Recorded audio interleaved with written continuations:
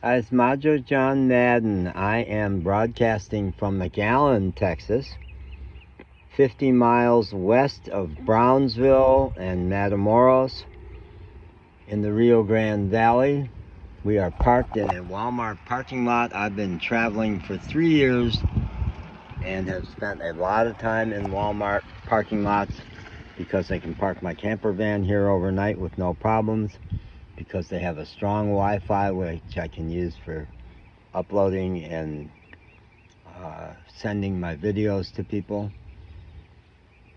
and it's cheap. It's cheap.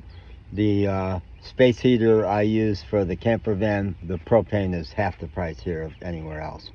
So I've used Walmarts through my whole 3 years on the road, probably 60 different Walmarts.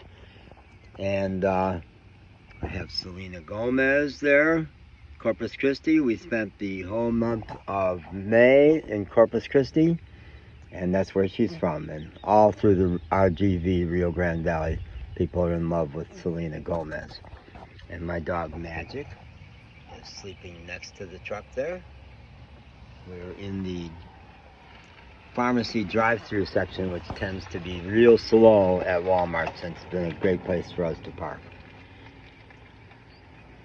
I'm a writer and a videographer, and have for the last couple of years regarded myself as like a junior journalist, covering boots on the ground, covering stories like Breonna Taylor. We spent the whole summer of 21 in Louisville, Kentucky, covering stories about Appalachia, what I call the ongoing rape of Appalachia. We spent a whole year. I had left Asheville, North Carolina when the COVID hit, and spent an entire year in a camper van in what they call the high mountains of western North Carolina. So wherever I go, I take on the local causes and cover the stories. Here, we have been in Texas for just almost a year. April of 22 is when we crossed into Texas from southern Louisiana, southwest Louisiana. And I've been hugging the coast because I've fallen in love with the ocean. And my goal is to retire in Mexico to a sleepy little beach community. And right now the target is Cozumel, because I have friends there. And Molly, who's the wonderful Latina manager of the visitor center in Brownsville, is from Cancun and is in love with Cancun, and really sold me on how much fun Cancun is. But I've been kind of queued up here at the border for 10 months, because although I got a passport pretty easy, it took a month. I went to the post office in Brownsville. Latinos, this area is 90% Latinos. And what a comeuppance it was for me, because having grown up in Chicago, I assumed that Latinos are recent migrants. No. In the Rio Grande Valley, some of their families have been here since before Texas was part of the United States. 5, 6 generations is common. And then other people who have just been here 1 or 2 generations. I love Latina people, and that's been a real positive part. But I've been preoccupied with stories like, I wanted to get someone from one of the Rio Grande Valley papers, like the Brownsville paper, to pick up a story that they could sell to Houston Chronicle or Austin American Statesman about libraries and all through South Texas, because they use them a lot. And they differ tremendously in terms of customer service focus versus old-fashioned rules focus. And visitor centers. Because what I found is that they are wedded at the hip to the local Chamber of Commerce, like in Galveston, where I spent a month. They don't really have time for visitors. They've got other business to do. Whereas if they're independent, like Texas has their own visitor centers, then they truly are customer focused. So those I thought were the big stories. And it was only this morning, a friend sent me the story about the kidnapping in Matamoros a couple nights ago. I check the Brownsville paper every day, at convenience stores and actually have an online subscription to it, but I hadn't caught on to the story. And this morning when I saw that the BBC is covering the story of the kidnappings and killings in Matamoros, I thought, holy cow, this is a big story. I'm boots on the ground. I've been here for 10 months. And I have been studying how to cross what are the different border crossings at the Rio Grande Valley and how to do it, and which one I can get my van across, because I have expired plates. And I left North Carolina with 2 moving violations I hadn't handled. One of them I didn't even know. I never got a citation. I didn't even know it was there. And all the local cops agree with me that I cannot get legal plates. And when I say, well, I'm planning to just cross into Mexico and get out of your jurisdiction, then they say, good, go. Go to the whole South Padre Island Police Department, the big ocean playground where we spent a lot of time here. The whole police department knew that I was driving an illegal van, and that legally in Texas, if they caught me driving, they were supposed to impound the vehicle and arrest me. Well, they're Latinos. They're not going to do that to me because they're nice. And but they say, get out of our jurisdiction, go to Mexico. And they know I'm supposed to have legal plates to get into Mexico, but they also know it's possible to get across without. So I've been studying the different border crossings. I have walked across 2 different border crossings from Brownsville to Matamoros, and that big gateway crossing, I've walked across it twice, strolled around through Matamoros, found it a lovely and peaceful city. It's a big topic of conversation all along the border here of, is Matamoros safe? And some people say, yeah, it's safe. And it sure seemed that way to me that day. It was Thanksgiving Day, and it was a school day. It was not a holiday in Mexico. And there were all the kids in their school uniforms out in the lovely Olympic Park. And I went to the White Hen, the big White Hen convenience store chain, which is the dominant chain in Chicago. And I spent the fall of 21 in Chicago. Down here is all branded, in the Rio Grande Valley is all branded Stripes. They bought out a local convenience chain because the Laredo taco franchise is so popular. But right across in Matamoros, it's 7-Eleven again. It's all branded 7-Eleven. It's, I think, the dominant chain there. So yeah, I walked across the pedestrian crossing 3 times into Matamoros, twice at the Gateway Bridge, because I couldn't take my van across. But recently, about a month ago, I did successfully cross into Mexico, just south of where I'm sitting now. The big McAllen, Hidalgo is the little town right on the U.S. side, right up against the border, and Reynosa is the big Mexican city on the other side. I drove across there. Some instinct said, you're not going to get your title from Illinois. Give up on that. They're trying, but they're not going to get you a copy of the title.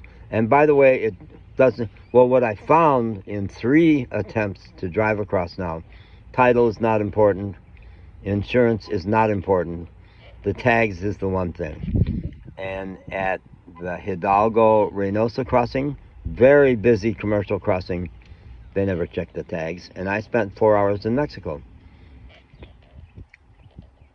I've tried to repeat that twice at Los Indios, which is about 20 miles back east of here in the direction of Brownsville. Sleepy little crossing, and sleepy. They had time on their hands, and they checked the tags and they sent me back.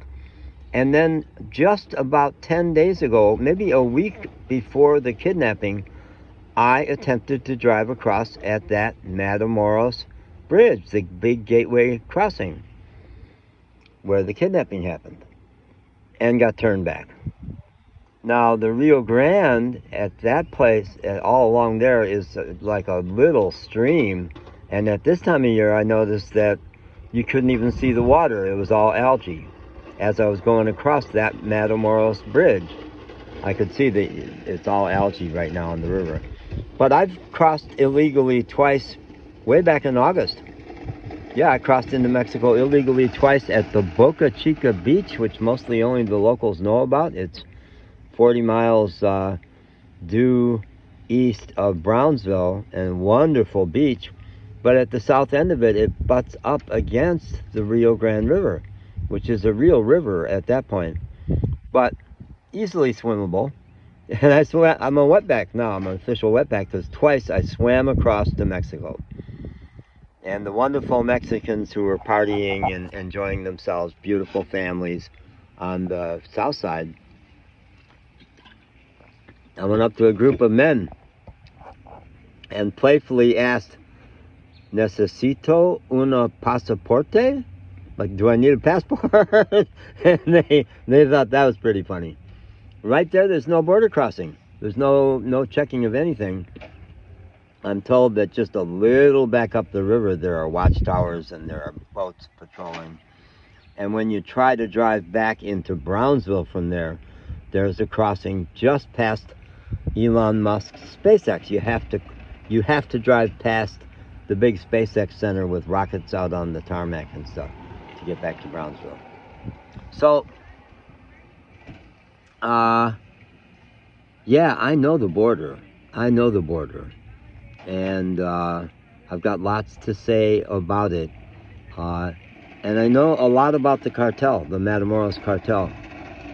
For 6 days back in late November, early December, I came under the influence of a young American guy, 50s, 55, who turned out to be an extraordinary con man, and for 6 days had me believing that he worked for the Matamoros cartel.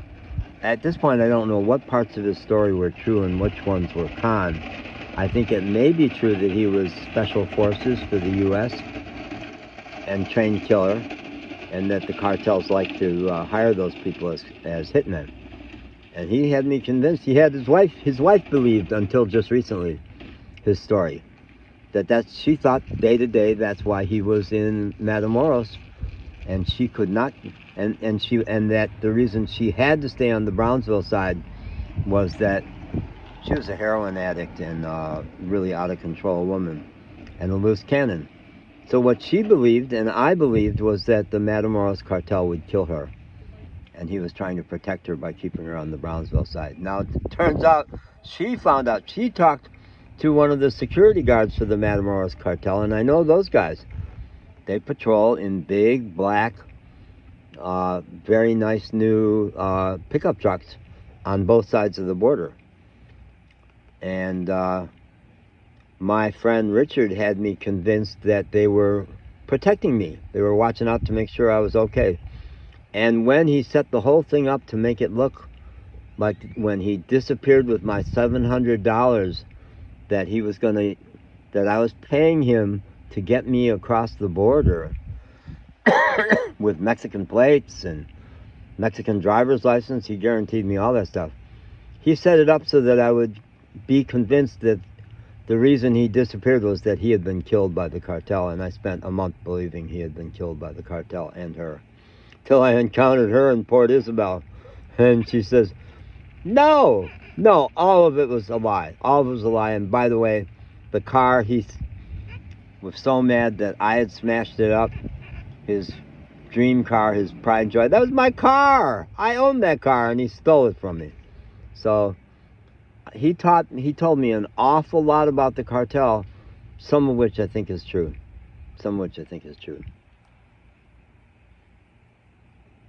So we're planning to cross, me and Magic are planning to cross into Mexico tomorrow. That's our plan. It's been our plan for quite a while here. And to start at the Hidalgo-Reynosa Bridge, which is not cartel infested. None of these places along here. You have to go quite a ways further west before you run into more bad cartel. My phone will still work over there, 828-767-8938. And I'm going to try to get this video to media outlets, in addition to put it up on my YouTube channel. Okay, thanks.